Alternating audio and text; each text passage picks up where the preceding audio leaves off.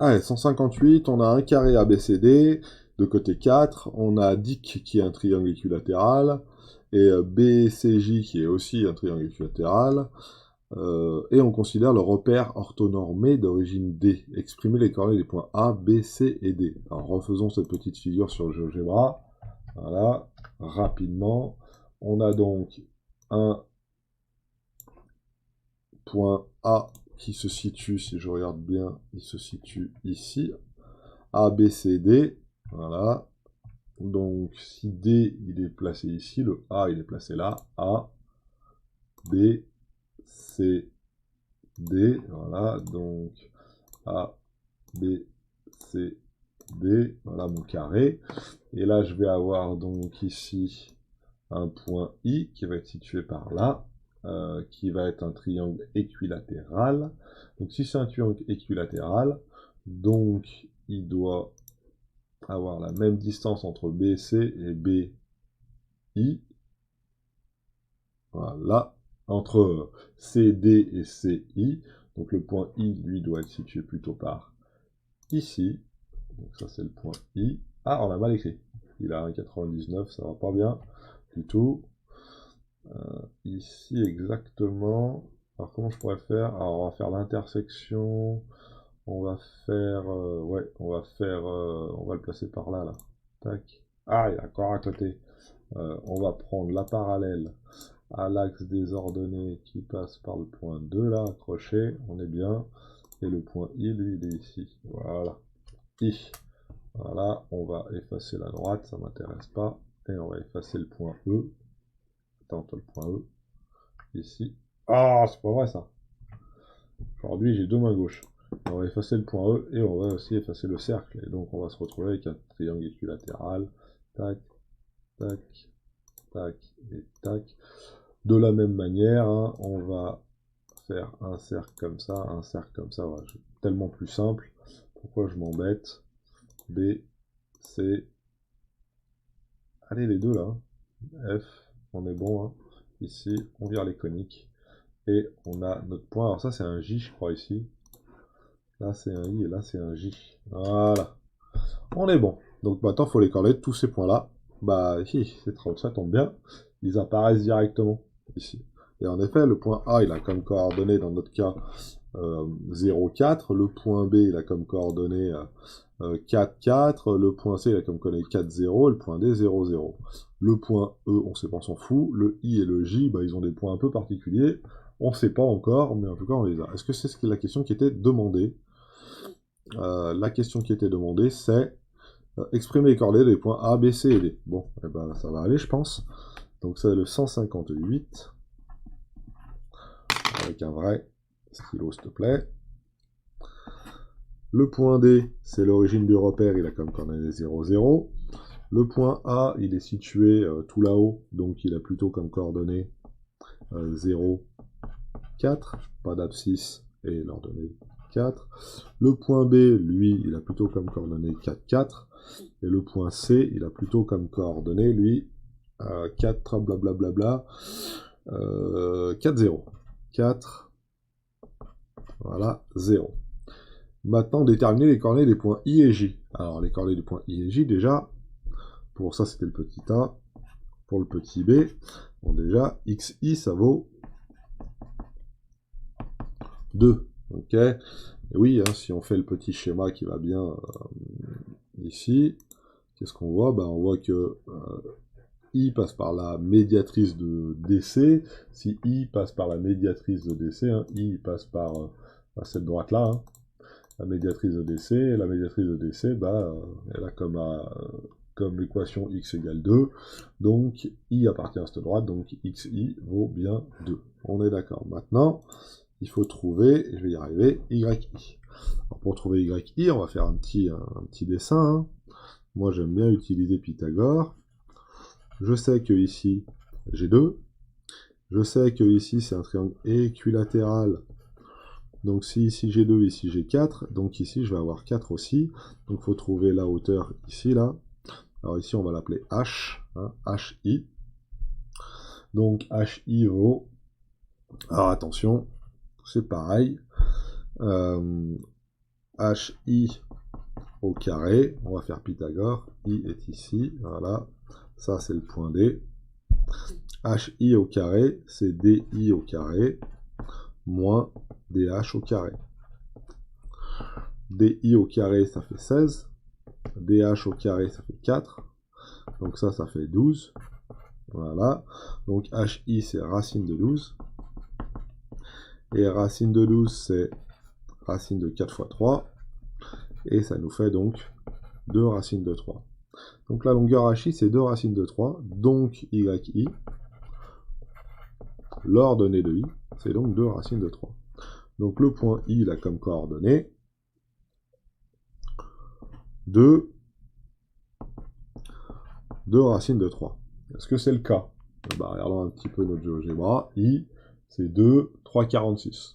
3,46, est-ce que c'est 2 racines de 3? Bon, on peut le taper sur une calculatrice rapidement. 2,46, 2 racines de 3. Oh, ça fait 3,46. C'est ce qu'on a obtenu ici. 3,46, j'ai dit 2, c'est 3,46 ici. On est bon. I, c'est 2 racines de 3. Bon, c'est bon pour le I. Maintenant, pour le J. Pour le J, c'est un tout petit peu différent. C'est XJ qui vaut 2 cette fois-ci. YJ qui vaut 2, excusez-moi. YJ qui vaut 2, c'est l'ordonnée de J qui vaut 2. Regardez, hein, l'ordonnée de J, il est là. Voilà. On va passer en plein écran. Là, il passe par la droite qui est parallèle ici. Là, par la médiatrice de BC, c'est bien ce qui coupe BC en deux. L'ordonnée du milieu de BC, c'est 2. J passe par cette droite-là qui est horizontale, qui est Y égale 2, blablabla. Donc, YJ égale 2. Ok. Maintenant, comment on fait pour pouvoir trouver XJ? Regardez bien XJ. Ça ressemble drôlement à ce qu'on a déjà fait comme calcul. Hein. Voilà.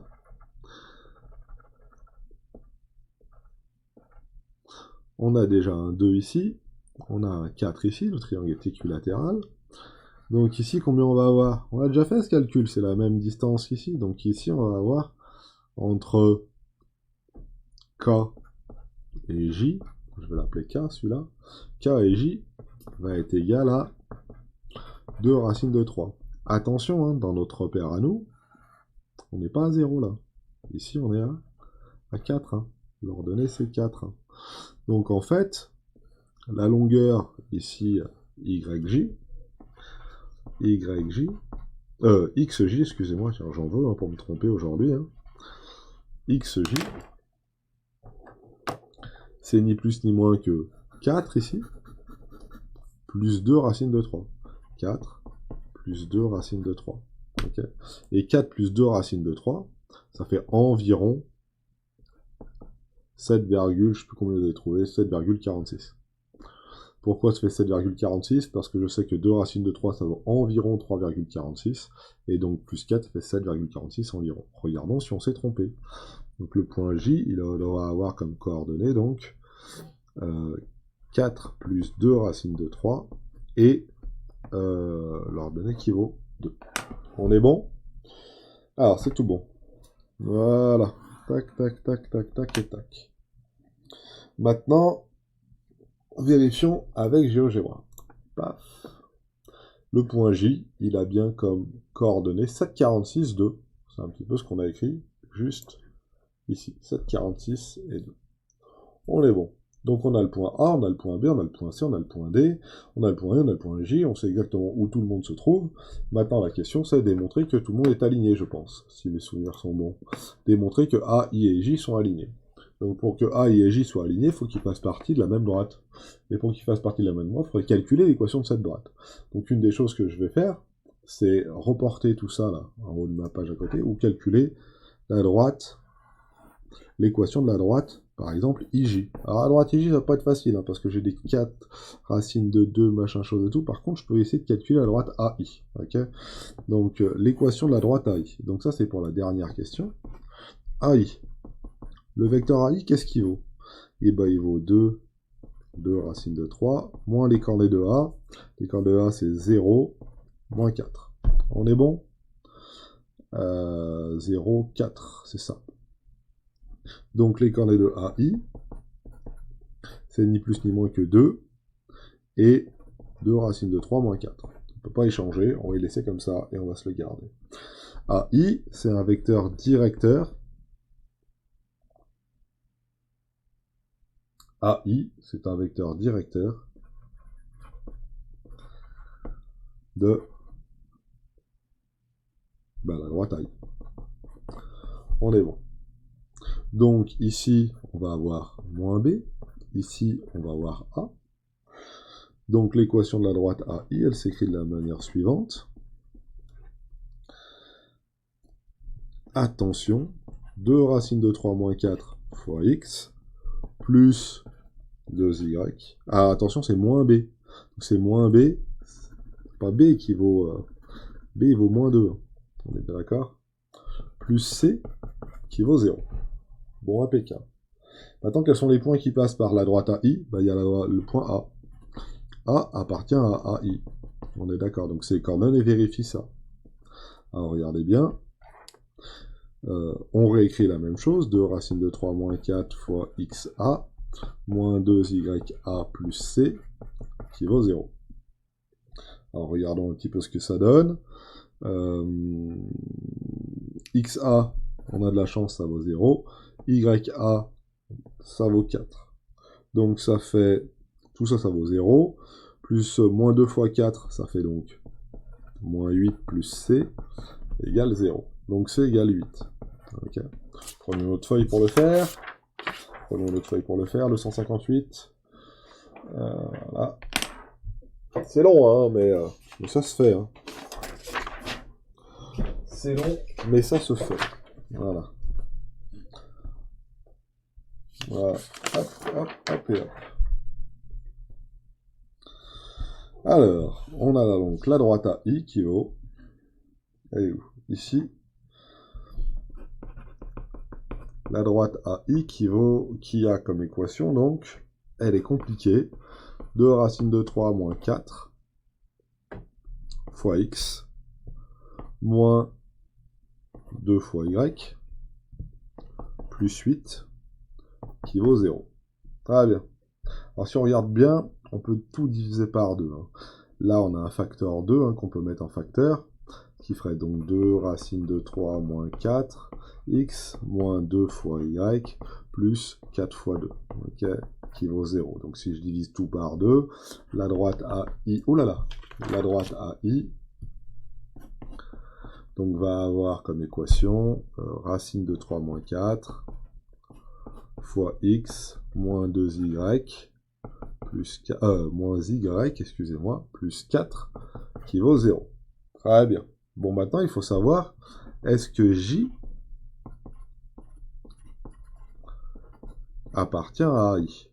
Si J appartient à AI, alors ces coordonnées vérifient l'équation de ça. Alors, calculons.